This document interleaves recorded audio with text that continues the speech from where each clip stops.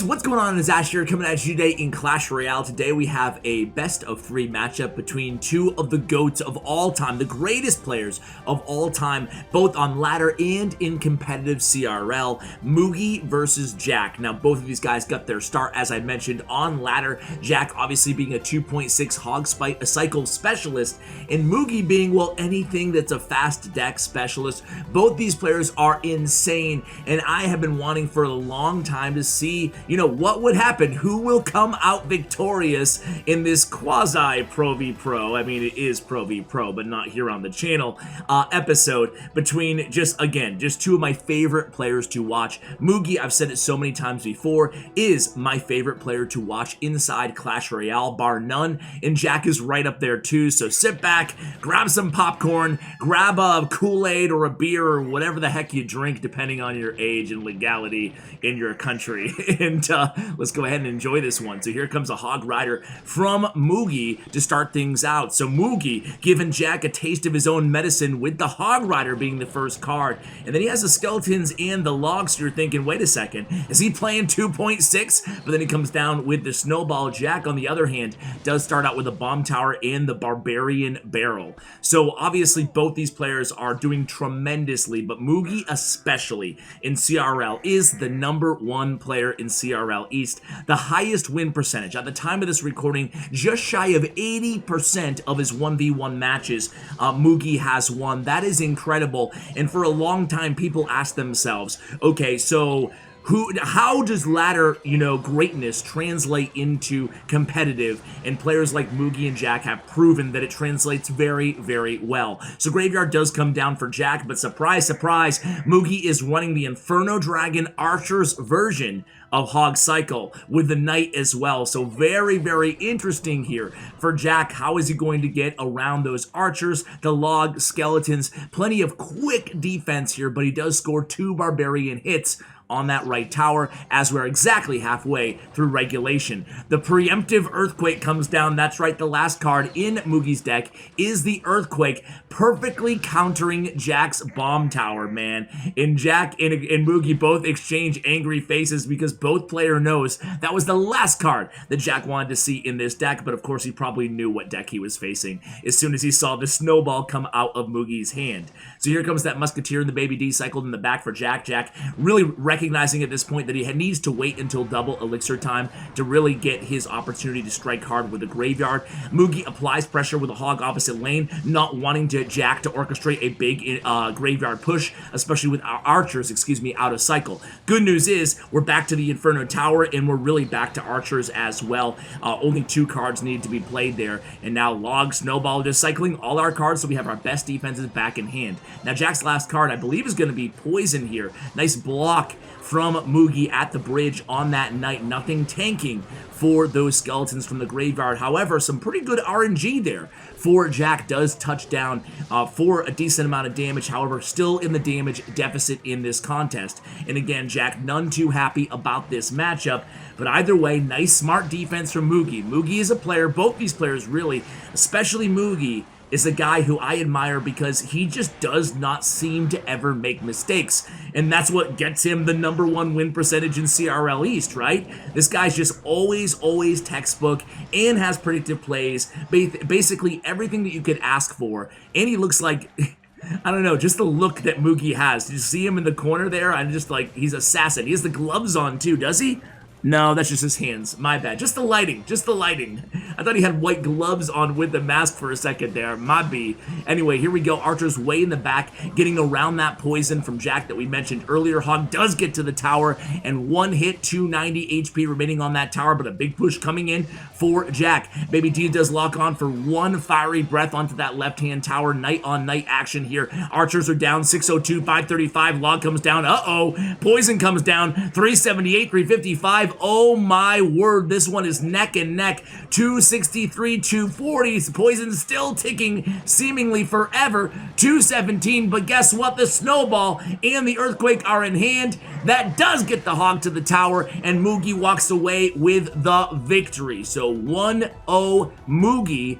Let's go into the next one. Actually, I don't even have to edit here. I'm just going to go ahead and let you guys kind of watch the reaction. Going into match number 2 here.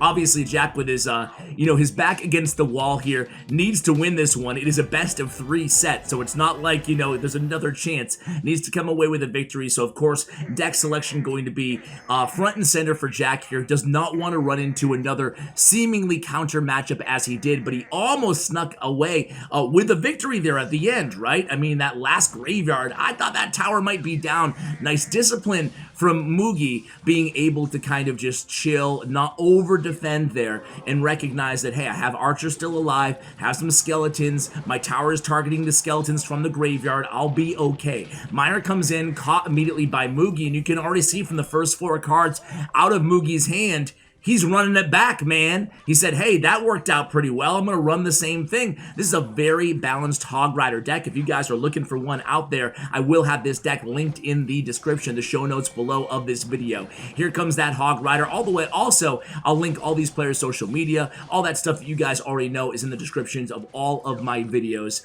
as well as CRL East. So you guys can watch the finals in the playoffs and the semifinals coming up later this month in just a few days. Actually, by the time this video goes live, recording 1 day earlier, will be perfect timing for you guys to check out the finals. So here we go. It's going to be a night. Actually, finals are in November. My bad. Semifinals, I believe, is October 31st. I could have that wrong, but just check out the website. All right, so here we go. Night on night there in the right-hand lane. Here comes Wall Breakers, the first win condition halfway through the match almost. Here from Jack, first win condition play, that is. Nice, easy response with the snowball. Tower's going to finish off that night, so we can go Hog opposite lane. No real win condition in hand for Jack other than the Miner. So here we go again, Tesla placed there. Nice job getting the Tesla out of hand. And then the Skeletons, perfect placement there to soak up 1, make it 2 shots from that E-Wiz. No damage to the tower and scarcely any damage to the Knight as well. We do actually catch that Miner with the Archers of all things. So Archers out of cycle. Here comes another Jack attack with the Wall Breakers. Man, the way Mugi plays this is just incredible. We do take 1 Wall Breaker hit, but it was to our strong side tower, equalizing our tower damage on both Princess Towers. Here comes Snowball coming down on the Knight. 47, 46, 45 seconds remaining here in this second contest. A must-win for Jack, and you guys can probably tell by the length of the video. Actually, I won't give anything away. All right, so here we go. Hog Rider attack again. Earthquake does come down again. This time, Royal Delivery being the second to last card out of Jack's hand. So an interesting deck by Jack as well, right? We have yet to see a big spell, but I'm guessing that's the last card in the deck.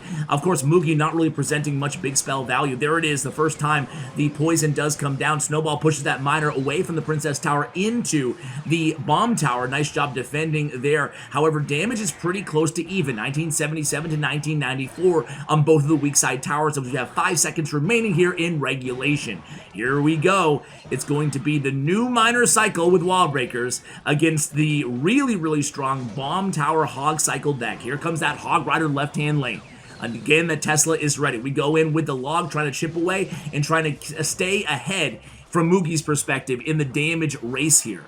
I should ask you guys too, who are you rooting for? Especially if this one goes to 3. Who are you rooting for out of these 2 players? What type of player, or what player is your personal favorite, and why out of these 2?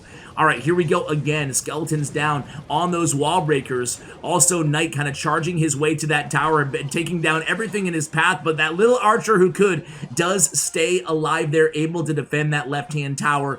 Only 18 seconds before triple elixir time, we go with another Hog, trying to kite that Knight away from the tower. We do so. He does get 1 swing, but it's okay. That is now our strong side tower. Nice defense there by Jack. So 1701 being the weak side tower, the right hand tower of Jack, left hand from his perspective. We go in with the Hog again. Bomb tower there to block the E-Wiz. Not really doing a great job of doing so there. We do score 2 Hog hits plus the earthquake damage on that right side tower. Here comes a Miner. We go in with the Bomb Tower. Uh-oh. E-Wiz is locked onto that tower. So is the Knight. Forces a log out of our hand. Bomb Tower now is still alive, able to distract those Wall Breakers, but the Miner gets a ton of chip damage on our left-hand tower. Meanwhile, the Hog comes down on the right-hand tower, 717. 32 seconds remaining. The Snowball comes down. The log comes down the right, but relentless attack here from Jack, and boom! Tower goes down. Wow, that was a match, and Jack leaves his chair immediately. Be right back for the conclusion of this match. Hey guys, so before we go into the last match, I'm actually sitting here getting ready to kind of edit this video. I've already recorded the actual matches, and I was going to do a quick kind of creator code plug, but I don't know, like my heart is just not in the creator code plug. So this is going to be a super random before the last match. Feel free to fast forward 30 seconds, but you know, you're given this as a content creator, right? You're given like this weird platform where you're covering the most niche of niche things in the world, right? A competitive side of a mobile game, a game on our phones. And I've always struggled as someone who wants to use this platform to actually make a positive difference and at the same time kind of stay in my lane and actually talk about what you guys clicked on this video to listen about. So yeah, that's been a constant thing for me for years and years. But you know, as you guys, those of you who've been watching me a long time, you know, try to interject, you know, a one little message of positivity every so often. So this is going to be that, as opposed to, well, use your money on my creator code, guys. I think it's more authentic and something that actually means more to me to just give you guys a message of calmness and peace and love, coming from a genuine place. Don't mean to sound as hippie as that does sound to you guys, but I know there's a lot of people right now struggling in the world, and you know, maybe it's only 3 people watching this right now who needs to hear this, but you know, you control how you react to everything that goes around you inside your head. You get to choose. So if you tell yourself negative things about you all the time, if you just repeat those things, like for me, for example, you know, I'm good at socializing, I'm good at getting out of the house and stuff, but I suck at maintaining relationships. I suck at not just romantic, but I just suck at relationships. So for that reason, I'm not going to be close to friends. I'm just going to let them fade away, or family and stuff like that. And the more you tell yourself that, the more that becomes who you are. Our lives are a story that we tell ourselves. So if you're going through some hardship, going through some negative times, I just implore you to actually take a step back and say, dude, I define my life. You get to define who you are. And if you give yourself negative definitions, that's what your life is going to be, negativity. So try to have a more positive outlook, something that I'm working on right now myself, sending you guys love, even if, again, 3 of you guys needed to hear this message. Really random spot for it before the last Mugi and Jack match of this video. But, you know, there it is. Guys, let's go ahead and enjoy the last match. All right, guys, here we go inside the final match. Jack at the top, Mugi on the bottom, as we are acquainted with. So 10 seconds in, log comes down from Jack, first play. Okay, so that last match, man, Jack got the better of Mugi. Jack played very, very well, and remember how aggressive he was, too? A lot of cycle decks coming out of these players so far, but hey, check it out. Mugi starts off with a Goblin Cage and then a Royal Giant. So playing a more meta kind of ladder deck right now, or just everywhere in the Royale zeitgeist, is the big fella Royal Giant with Fisherman and Hunter and all the cards that you guys know, probably the E-Wiz version as well. That seems to be the most popular one going around, but who knows? So Mugi goes with a Heal Spirit. Is he going to get one hit? No, he's not against that tower. He does go in with the Barbarrel, and here comes the Hog Rider for Jack. So Jack, right back into his wheelhouse, says, hey, I love the deck that you ran against me back-to-back there, Mugi. Let's continue this chess match. This time, I'll borrow the deck, thank you very much. I'm supposed to be the Hog God here, Mugi. So he's using the deck that Mugi played the first 2 matches. Crazy that this deck has been used in all 3 of the matches by at least one of the players. So there goes the E-Wiz down. We go again with Mugi with the Royal Giant in the back. Of course, Mugi, very early on in this match, this is what a lot of players who just pick up this deck because maybe they copy it and paste it off of, you know, a ladder replay, TV Royale, whatever.